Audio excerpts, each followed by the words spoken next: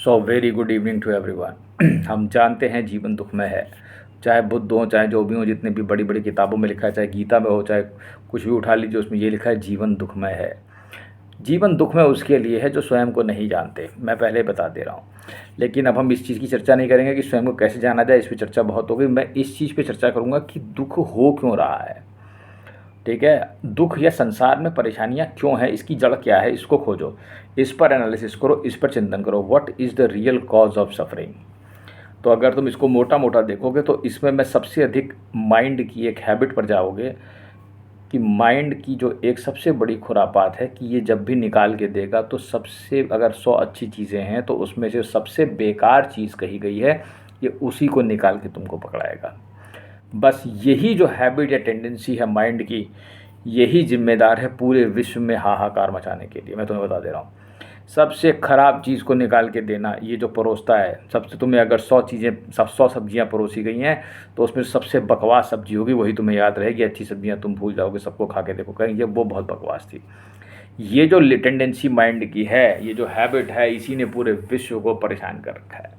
अगर ये हैबिट ना हो तो मैं बताता हूँ, अगर मन हमेशा अच्छी अच्छी चीज़ें स्फुटित करे किसी दूसरे के लिए, जैसे बीजों का अंकुरण होता है, वैसे मुझे लगता है मन भी अंकुरित होता है। और मन का एक स्वभाव है कि वो सबसे बेकार कूड़े करकट को ही सबसे पहले निकालता है, अच्छी चीज़ों से याद ही नहीं रहती।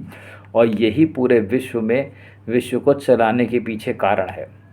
इसे गलत सही नहीं ठहराया जा सकता। मैं तुमको पहले जजमेंट तो करना ही मत मन का, तुम मन का जजमेंट नहीं कर पाओगे। इट इज़ इम्पॉसिबल टू जज योर माइंड, क्योंकि अगर वो ऐसा ना करे तो संसार चलेगा नहीं, और संसार चलेगा नहीं तो तुम क्या करोगे यहाँ पे। बार बार वो ऐसे, उसका एक नाटक तो चलने ही देना चाहिए ना। सो दैट इज़, इतना खूबसूरत बनाया गया है, इतनी खूबसूरती भरा नाटक ऐसे कैसे बंद कर लेने दे भाई। तो ये तो point is, this is the main point. तो हम तो चलने देंगे भाई उस नाटक को, हम उसे बिल्कुल बंद नहीं होने देंगे। Let it run, let it run, let it run. So the point is, उस नाटक को चलाने के लिए ये दिमाग दिया गया है। उसने मेरे साथ ऐसा किया था, उसने मेरे साथ वैसा किया था, है ना, उसने मुझे वहाँ पे ये नहीं किया, उसने ये नहीं किया, सब बताता है तुमको धीरे धीरे। समझ रहे हो, यही तुम्हारी कॉज ऑफ सफरिंग है। आई एम टेलिंग यू, सबसे बड़ी जो कॉज है सफरिंग का, रियल कॉज यही है, यही हैबिट। उसने बुरा किया तो तुम्हें याद है, और अच्छा जो किया वो याद नहीं है। अब इस टेंडेंसी पे तुम जिम्मेदार नहीं हो, ये चलाने के लिए किया गया है। अब तुम इसके थोड़ा सा और आगे बढ़ो कि ये समस्या है क्या।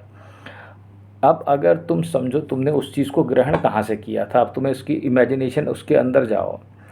जब तुमसे किसी ने बुरी बात कही थी, या तुमने कोई बुरी चीज़ देखी थी, या कुछ इंटरप्रेट तुम्हारे माइंड ने किया था, तो वो तुम्हारे कान से या तुम्हारी आँख से घुसा था। ठीक है, नाक से नहीं घुस सकता, मुंह से और त्वचा से नहीं घुस सकता। अभी तुम उतने महान योगी नहीं हुए हो कि तुम्हारे पोर्स से सब कुछ अंदर घुस जाए स्किन के, ऐसा नहीं होता है। हो इससे भी सकता है, लेकिन वो जिनके होता है वो उन्हीं के होता है। ठीक है, लेकिन एक नॉर्मल आदमी की चीज़ें गई कहाँ से, कान से और आँख से गई। अब जब आँख और नाक से, कान से जा रही हैं जो चीज़ें, तो उसको जो माइंड इंटरप्रेट कर रहा है, तो वो तुम्हारे अंदर गई। सपोज़ करो, इसको इसको ऐसे कल्पना करो, किसी ने गाली दी, ठीक है, रिएक्शन देने में कोई बुराई नहीं है। अगर तुम्हें वो चीज़ रोज़ हो रही है, कभी कभी थोड़ा सह भी सकते हैं, कभी कभी उसका जवाब देना ज़रूरी भी है।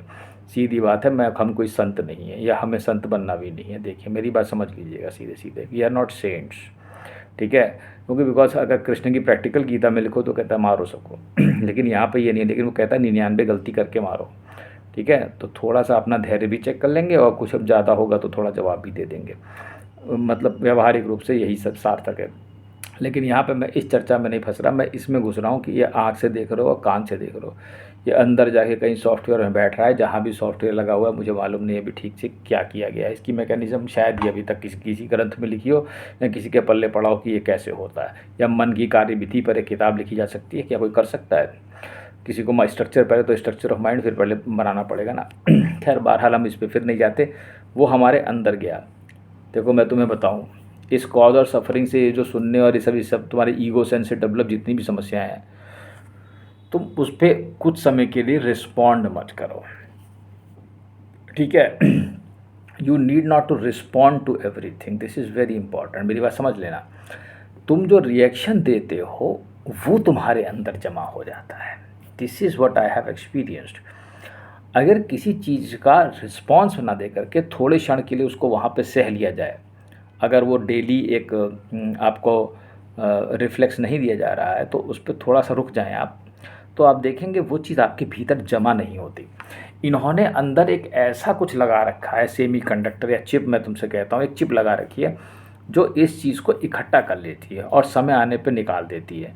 तो अब उसको अगर कुछ ना मिले, अगर वो उस समय उस चीज़ को आई और गई हो जाए और तुम उस पर कोई रिस्पॉन्स नहीं करो, ठीक है, ऐसे बहुत सारे डायलॉग हैं, पीपुल आर, लोग कुछ नहीं कर पाएंगे अगर आप जवाब नहीं देंगे, लेकिन उसका पॉइंट समझो तुम। जब तुमने कान या आँख से कुछ ऐसी चीज़ देखी और तुमने उसको अपने, जैसे तुमने कोई एक्सीडेंट देखा, लेकिन तुम उसको भीतर ग्रहण कर ले रहे हो, अच्छी तरीके से जमा कर रहे हो, देखे जा रहे हो उसको, और उसके बारे में फिर तुम्हारा मन उसी क्षण तरह तरह की कल्पनाएं करने लगता है, मेरे साथ तो नहीं हो जाएगा, ऐसा तो नहीं हो जाएगा, वैसा तो नहीं हो जाएगा। ज़रा इसको ध्यान से समझना मेरी बात को, ठीक है। और ये ऐसी ही गणित है, जो सोचोगे हो जाएगा, आज नहीं होगा तो कल होगा। 100 बार 10 बार सोच लिया, संकल्प बन गया, इकट्ठा होकर अंदर रहेगा, जब तक निकलेगा नहीं हार्ट में, बिकॉज ये पूरी की पूरी लाइट का एक सिस्टम बना रखा है उन्होंने माइंड का। तो ये इतना इतना सख्त सिस्टम है कि इससे निकलना ही तुम पॉसिबल नहीं हो पाएगा तुम्हारे लिए। इसलिए जब भी किसी चीज़ को तुम देख रहे हो और कान से सुन रहे हो या क्या कर रहे हो, इस चीज़ का ध्यान रखो कि तुम उसको अंदर जमा मत करो। वो जमा होने की पूरी कोशिश करेगा, पर तुम्हें उसको जमा नहीं होने देना है। तो मेरी बात समझो, ठीक है। तुम उसको इतना अधिक ग्रहण कर ले रहे हो, इतना अधिक खींच ले रहे हो कि वो जमा हो जाता है। अब वो जब जमा हो जाता है तो फिर वो निकलेगा। तो the point is you should not react, I am telling you, this is what is the core thing, you know. अगर कोई चीज़ होती है तो उस पर रिएक्ट मत करो, unless and until it is required, जब तक कि उसकी ज़रूरत ही ना हो वहाँ पर, ठीक है। ज़रूरत हो तो रिएक्ट करना ही पड़ेगा, it's a obvious thing and obvious fact. You getting my point? So अगर तुम उस चीज़ का वहाँ पे रिएक्शन नहीं दे रहे हो तो यू कैन बी फ्री। वो चीज़ तुम नहीं ग्रहण करोगे, तुम देखोगे तुम कितने खाली महसूस करोगे। और ये एक्सपीरियंस और ये प्रैक्टिकल एक्सपेरिमेंट मैं करके देख चुका हूँ, मैं आपको बता रहा हूँ। तब मैं आपको अपना अनुभव शेयर कर रहा हूँ कि ऐसा है, ठीक है। तो मेरी बात पे थोड़ा गौर करना। और कॉज, सफरिंग का मेन कॉज, और ये जो दर्द जो तुम्हें होते हैं जब कोई जाता है, तुम्हें क्यों दर्द होता है?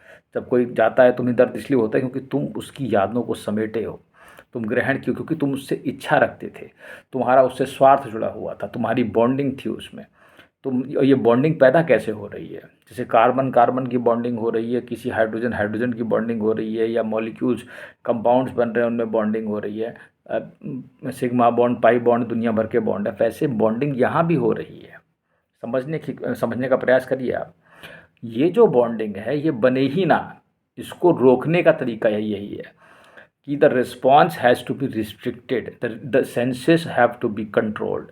अब कान ने कुछ सुना, कोई बुरी चीज़ सुनी, तो कोई ज़रूरी नहीं है कि तुम रिएक्शन दो। कोई सड़क में गाली देते हुए जा रहा है तो तुम उसको रिएक्शन नहीं दोगे, तुम देखोगे और थोड़ी देर में तुम भूल जाओगे। तुम खुद गौर करो, कोई सड़क में तुम जा रहे हो, कोई गाली देते हुए निकल गया, तुमने उस पर कोई रिएक्शन की नहीं की, तो तुम्हें वो बात याद नहीं रहेगी। तो द पॉइंट इज, चूँकि मन उसका अचार नहीं बना पाया, मन उसका रायता नहीं बना पाया, इसको दूसरी लैंग्वेज में समझो, मन ने वो खिचड़ी नहीं पका पाया। मन जैसे ही खिचड़ी बनाने के लिए तैयार हुआ, जैसे उसमें एजिटेशन हुई, तो वो उसको ग्रहण कर लेगा तुरंत। बुरी चीज़ आ गई, इसकी लाट टपकती है मन की, मैं तुमसे कहता हूँ अच्छी इन चीज़ों के प्रति, ठीक है, तुरंत उसको एक्सेप्ट कर लेगा। सो इस चीज़ में बेहद सावधानी की ज़रूरत है, मैं तुमसे कहूँगा, ठीक है, कि what you are accepting from your senses. इसीलिए इतना ज़्यादा सेंस कंट्रोल पे दूसरे अध्याय में भी कृष्ण ने जोर दिया कि सेंसेस कछुए की तरह सिकोड़ लो सेंसेस को, so that you can control it. अब वो कछुआ जैसे अपनी खाल में सिमट जाता है, वैसे इनको थोड़ा सा संभाल के रखो, बिकॉज द पॉइंट इज़, ये मन का जो पुंज है, ये पूरा विचार पुंज, ये इन्हीं सेंसेस पर आधारित किया गया है। अगर ये सेंसेस ही ना हो तो तुम कोई रिएक्शन ही नहीं दिखाओगे। Are you getting my point? तो प्रॉब्लम वो नहीं है कि तुम रिएक्शन दिखाओ ना दिखाओ, ये जो जमा किया हुआ कचड़ा है, ये जब निकलता है तब ये दर्द देता है, तब ये दुख देता है, समझे। जमा ही मत होने दो कचड़े को। आँखों और जितना भी कान है, जितनी भी इंद्रियां हैं, उनको थोड़ा सा नियंत्रण में रखो। बहुत ज़्यादा उल्टा सीधा भोजन खाओगे तो तुम दिक्कत में फंस जाओगे। अब भाई, मैं होने को तो मैं खाता हूँ, मैं तुमसे कहता हूँ मेरी, लेकिन केस दूसरा है, क्योंकि मैं, भैया मुझे खाना है, क्योंकि अगर मैं नहीं खाऊंगा पेट में कुछ रोकने वाला, तो मेरे को थोड़ा सा दिक्कत होने लगती है। विचारों की इतनी, विचार प्रवाह इतना तेज है, जठराग्नि इतनी ज़्यादा है, वो एक अलग चीज़ है। लेकिन हर आदमी के लिए ऐसा नहीं बनाया गया है। किसी भी चीज़ पे अधिकता, तो सेंसेस, चाहे नाक हो, चाहे कान हो, आँख हो, इनको अगर तुम नॉर्मल रूटीन से कंट्रोल करो, और तुम अब इस चीज़ में अगर तुम फिल्टर लगा दो कि मैं क्या चीज़ अंदर ग्रहण करना चाहता हूँ, क्या चीज़ नहीं करना चाहता हूँ, सो यू नेचुरली बिकम, आपको जब पेन और सफरिंग होगी ना, वो थोड़ी कम होगी। लेकिन अगर तुम हर समय अटैच्ड ही रहोगे तो there is a very very less possibility कि फिर वो पेन ना हो। किसी से भी अटैचमेंट रखोगे तो you will feel, you have problems.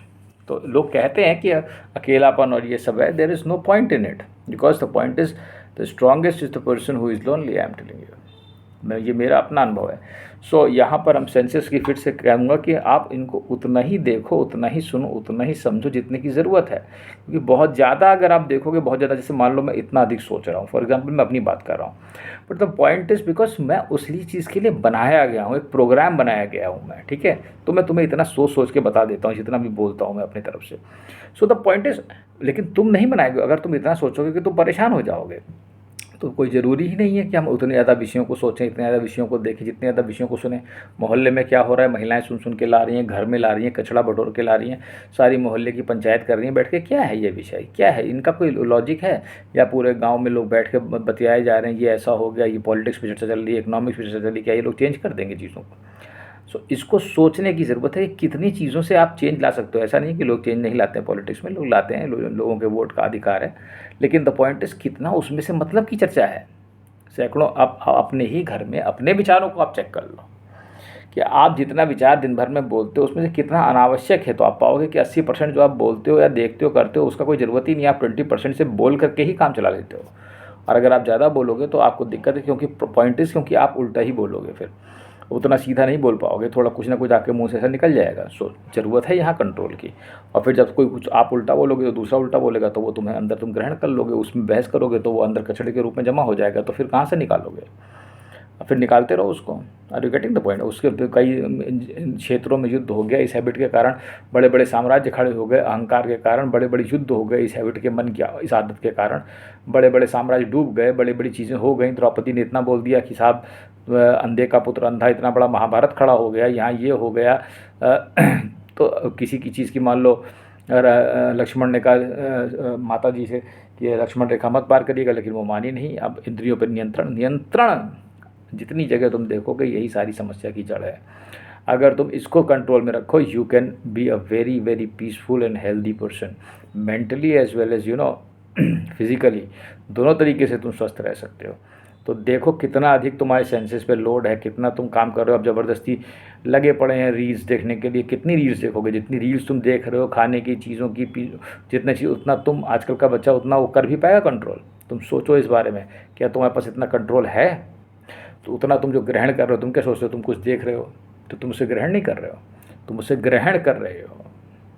You are accept. मेरा भी ऐसा घर होता है, देखा एक यूट्यूब पे वीडियो लगाया, रील देखी, इतना बड़ा बंगला 10 करोड़ का, दुबई में, दुबई जाना है, यहाँ जाना है, पता नहीं क्या क्या इच्छाएं पैदा कर रहे हो। So are your senses in your controls? या तो तुम मेरी तरह हो, तुम देखो तुम्हें कैसा ही ना होता हो, तो तुम्हारे साथ हो नहीं सकता। तुम कुछ भी दिखा दो, ठीक है भैया साहब मैं देख रहा हूँ, तो द पॉइंट जो हो रहा है होने तो वैसे तो तुम हो नहीं, तो तुम्हें तो हर चीज़ चाहिए, तुम्हारी इच्छा बढ़ जाएगी, ये चाहिए, बड़ा मकान चाहिए। वहाँ देख रहे हो कि उस आदमी के, यार महेंद्र सिंह धोनी के पास तो 100 मोटरसाइकिल है, तो मेरे पास भी होनी चाहिए। या उसके पास, तेंदुलकर के पास 50 कारें हैं, अंबानी के पास 100 कारें हैं, मेरे पास भी होनी चाहिए। क्या मतलब है? It makes any sense? क्या विश्व में सब हर एक आदमी के पास 50 कार हो सकती हैं? क्या हमारे पास इतनी सस्टेनेबिलिटी है नेचुरल रिसोर्सेज की? सो इट्स अ ये बेतरकी चीज़ें। इन सब चीज़ों में अपने आप को उलझाओगे, इतने इन सब चीज़ों के बारे में सोचोगे, इतना ग्रहण करोगे, इतना ही मन एजिटेट रहेगा, तो कभी शांति मिलेगी? फूड है, फूड को कंट्रोल कर लो, तो सेंसेस कंट्रोल, तुम्हारे अपने आप ही सेंसेस कंट्रोल हो जाएंगे। Are you getting my point? तो सेंस कंट्रोल कितना ज़रूरी है, इस चीज़ को तुम सोचो, विचारो, और ये कैसे तुम्हें परेशान करता है, इस चीज़ को समझो। This is the cause of suffering, जो कि तुम्हारी सेंसेस लगाए गए हैं, इनको तुम बहुत ज़्यादा एजिटेट करते हो, इनको बहुत ज़्यादा चीज़ों को जमा करते हो। तो जितना जिसका काम है, मुँह का जितना बोलना ज़रूरत हो उतना करो, जितना सुनने की ज़रूरत हो उतना सुनो, जितना देखने की ज़रूरत हो उतना देखो। तुम देखोगे कि तुम वैसे ही खुश हो और वैसे ही शांत हो, समझे? तो उम्मीद करता हूँ तुम समझे होगे मेरी बात। ठीक है, थैंक यू।